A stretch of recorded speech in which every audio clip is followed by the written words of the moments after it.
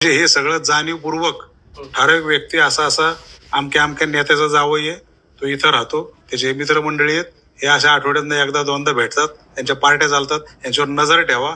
नजर ठेवली असणार, ड्रायफ्रूट सारखे एक दोन पाकिटं दिसत आहेत. आणि त्याच दरम्यान ते पोलीस इतकं पंचायत कळत नाही, पण ते सॉफ वगैरे असं उचलतायत आणि त्यातनं अशी एक सिगारेट काहीतरी सापडली असं ते म्हणतात. आणि ते मे बी कोकेन असावं, इंग्लिश प्रकारचं म्युझिक, की जेणेकरून त्यांना तिथं आपण आपल्या मराठी भाषेत बोलायचं तर चेव आणता येईल, अशा प्रकारचं ते म्युझिक असतं. आणि त्याला रेव पार्टी असं म्हणतात. म्हणून ते खरंच कोकेन होतं का याचा रिपोर्ट यायला पाहिजे, त्याची क्वांटिटी किती होती, त्याप्रमाणे ते पोलीस आता कलम लावणार, त्याप्रमाणे पुढे तपास होणार. सर्रास बारा चाललेत, घरामध्ये रेग्युलर ड्रिंक करणारे देखील लोक आहेत, एकत्रित येऊन पिणारे लोक ग्रुप आहेत. शनिवारी मध्यरात्री पुणे पोलिसांनी पुण्यातील उच्चभ्रू भाग असलेल्या खराडी भागामध्ये काही पबवर रेड मारली आणि त्या रेडमध्ये एकनाथ खडसे यांची जावई प्रांजल खेवलकर हे सुद्धा त्यामध्ये पकडले गेले. आणि त्यानंतर ते रेव पार्टी करत होते असं बोललं गेलं. त्यानंतर हे प्रकरण सध्या न्यायप्रविष्ट आहे. मात्र रेव पार्टी म्हणजे नेमकं काय असा प्रश्न अनेकांना पडलेला आहे. तर माझ्यासोबत बोलण्यासाठी प्रसिद्ध वकील मिलिंद पवार सर आहेत. सर, स्वागत आहे तुमचं. जेव्हापासून ही रेड पडली आणि हे सगळं प्रकरण बाहेर आलं तेव्हापासून सगळ्यांच्या तोंडी एवढंच आहे की रेव पार्टी म्हणजे नेमकी काय असते. वेगळ्या ज्या काही पार्ट्या करतात लोक ते सगळ्यांना माहिती आहे, मात्र रेव पार्टी असं काय वेगळे पण. आता रेव पार्टीचा विषय घेतला तर कालपासून गाजतोय, तर पुणे शहराला म्हणजे पुण्यापुरतं बोलतो मी, पुणे शहराला रेव पार्टीची ओळख झाली 2007 मध्ये.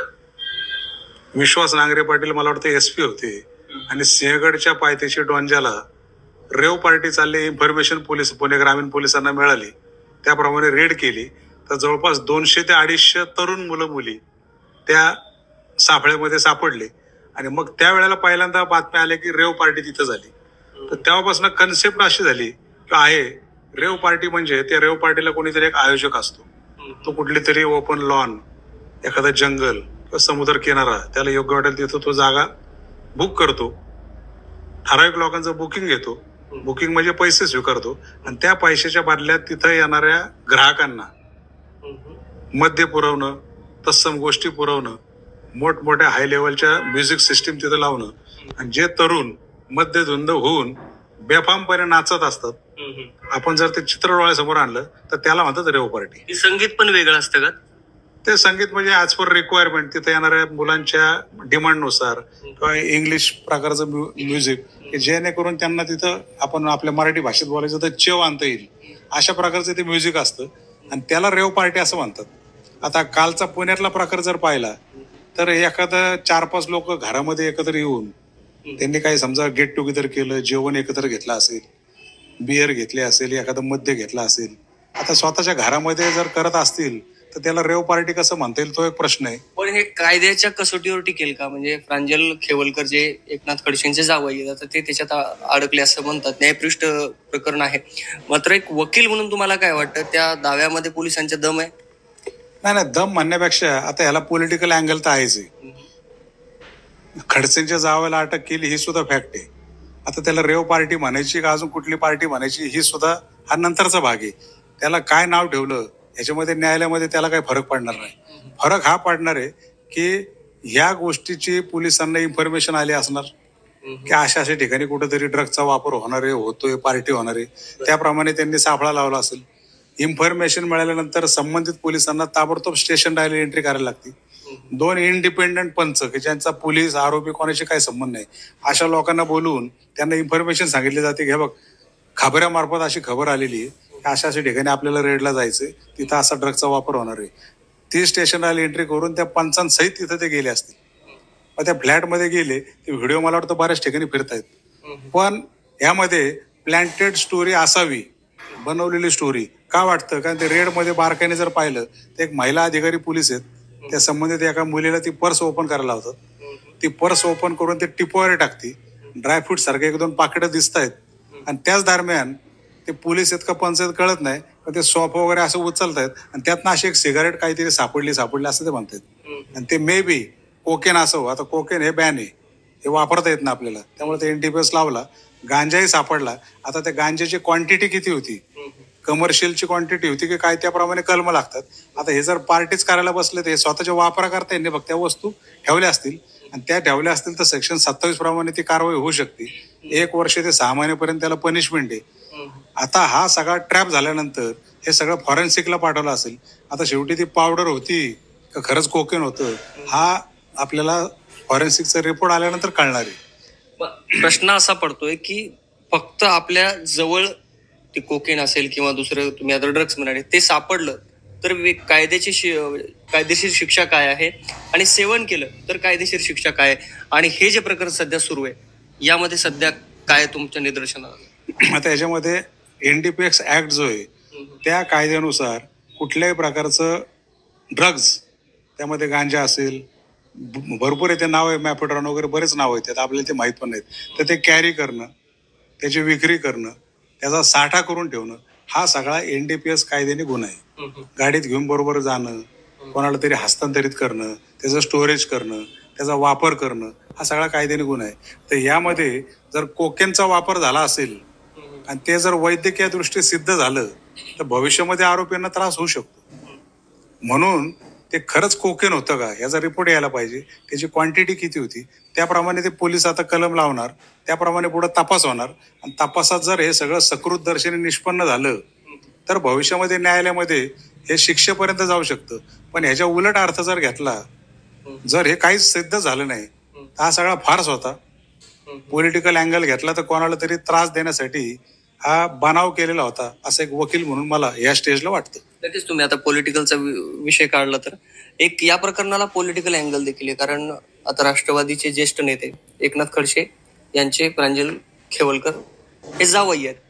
पण तिथं त्यांना पकडल्यानंतर त्यांच्या घरी सुद्धा धाड टाकली पोलिसांनी. तर तो अधिकार पोलिसांना येतो का? नाही एखाद्या गोष्टीची इन्फॉर्मेशन खबऱ्यामार्फत खबर मिळाली तर तपास करण्याचा अधिकार पूर्ण पोलिसांना आहेच आहे. पण आता तुम्ही पॉलिटिकल विचारलं तर पॉलिटिकल अँगल आणि संशय कसा निर्माण होतो. आता प्रत्येकाच्या घरामध्ये रोजच पार्ट्या चालू आहेत 4 भिंतीच्या आतमध्ये. पार्ट्याला काय म्हणता येईल? घरातल्या पार्ट्या त्याला गेट टुगेदर काय हाऊस पार्टी वगैरे काय हाऊस पार्टी म्हणता येईल गेट टुगेदर म्हणता येईल. आता ह्या रेव पार्टीची कालपासून ते सगळे बॉम्ब झाल्यानंतर असं कळलं की कोर्टामध्ये रिमांड रिपोर्ट आलेत त्याला काहीतरी ड्रग्स पार्टी नाव दिलं. आता ड्रग्स पार्टी कुठला असं ड्रग्सची कुठं पार्टी असते का? अशा अथॉरिटीज कुठं गपचूप सगळं चालतं पण ड्रग्स पार्टी केली असं कसं म्हणता येईल. प्रत्येकाच्या घरामध्ये रोजच कार्यक्रम असतात 4 मित्र असतात बरेचसे कॉलेजचे स्टुडंट एकत्र असतात काहीतरी खायला प्यायला घेऊन येतात घरामध्ये करतात. मग ह्या घरातल्या 4 भिंतीच्या आत जर एखाद्या हॉटेलला रूम मध्ये 4 लोक एकत्र येऊन जेवण गेट टुगेदर करत असतील तर ही इन्फॉर्मेशन दिली कोणी? म्हणजे हे सगळं जाणीवपूर्वक ठराविक व्यक्ती असा अमक्या नेत्याचा जावई आहे तो इथं राहतो त्याचे मित्रमंडळी आहेत हे अशा आठवड्यातनं एकदा दोनदा भेटतात त्यांच्या पार्ट्या चालतात यांच्यावर नजर ठेवली असणार आणि त्या सगळ्या प्रकारातनं घडून आणण्यासाठी ट्रॅप म्हणायचं का बरोबर तो ट्रॅप लावला.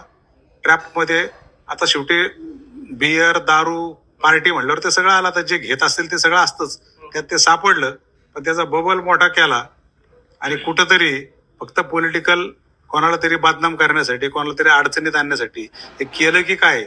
एक पॉलिटिकल अँगल तुम्ही विचारला म्हणून एक संशय वकील म्हणून येतो. शेवटी न्यायालयासमोर चार्जशीट आल्यानंतर आम्हाला आरोपीची काय माहिती देतात त्याप्रमाणेच आम्हाला आरोपीला वाचवण्यासाठी बचाव घ्यावा लागतो. त्यावेळेला आरोपी आम्हाला सगळं सत्य सांगत असतो. आमच्या फ्लॅटमध्ये पण CCTV बसवलेत आम्ही काय खायला घेऊन आलो होतो हे आम्ही कधी वापरलंय नाही हे आलं कुठून. आणि त्या अनुषंगाने एकदा डाऊट क्रिएट झाला की शेवटी कायद्यामध्ये संशयाचा फायदा नेहमी आरोपीला दिला जातो आणि त्या बेस खाली केसेस सुटतात आरोपी विरुद्ध सुटतात ही वस्तुस्थिती. नक्की सर या प्रकरणापासून ना अनेक जे पार्ट्या करतात ज्यांना दारूचे व्यसन म्हणा किंवा हे जे काही मित्र बसत असतात नेहमी त्यांच्याही मनात अनेक प्रश्न उत्पन्न होत आहेत की आता कुठल्या एखाद्या रूमवर किंवा घरात मित्र जमून जर दारू घेत असतील किंवा इतर पार्टी करत असतील तर तो गुन्हा होऊ शकतो का? नाही गुन्हा तसा होणार नाही पण शेवटी मग परत तिथं आता घटनेचा विषय आला. कॉन्स्टिट्यूशन नुसार प्रत्येकाला आपलं वैयक्तिक स्वातंत्र्य दिलेलं आहे. भाषण स्वातंत्र्य कसं वागावं. आता तुम्ही जर घरापर्यंत जर पोचायला लागले तर ह्या कालच्या प्रकरणानंतर एक निश्चित प्रमाणामध्ये एक मेसेज असा गेलाय की 4 लोकांसंघाने एकदा डाऊट क्रिएट झाला की शेवटी कायद्यामध्ये संशयाचा फायदा नेहमी आरोपीला दिला जातो आणि त्या बेस खाली केसेस सुटतात आरोपी विरुद्ध सुटतात ही वस्तुस्थिती. नक्कीच सर, या प्रकरणापासून ना अनेक जे पार्ट्या करतात, ज्यांना दारूचे व्यसन म्हणा किंवा हे जे काही मित्र बसत असतात नेहमी, त्यांच्याही मनात अनेक प्रश्न उत्पन्न होत आहेत की आता कुठल्या एखाद्या रूमवर किंवा घरात मित्र जमून जर दारू घेत असतील किंवा इतर पार्टी करत असतील तर तो गुन्हा होऊ शकतो का?